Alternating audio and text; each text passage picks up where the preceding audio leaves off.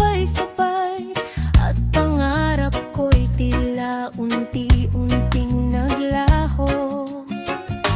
Akala ko'y ako'y nag-iisa sa laban, na walang makaririnig sa bulong ng puso.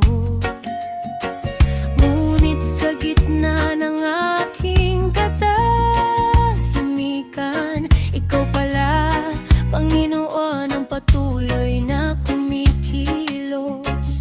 Kahit hindi ko makita ang iyong plano, ang iyong kamay ay hindi bumitaw sa akin.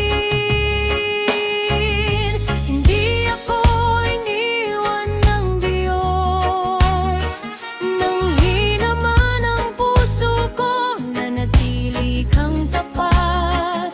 Sa bawat luha ay may iyong pag-asa, sa bawat sugat ay may iyong paghilom.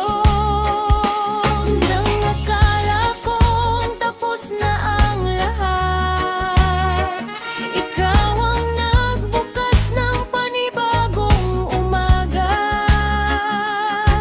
Hindi mo ko binitawan kahit kailan, dahil ang pag-ibig mo ay hindi nagbabago.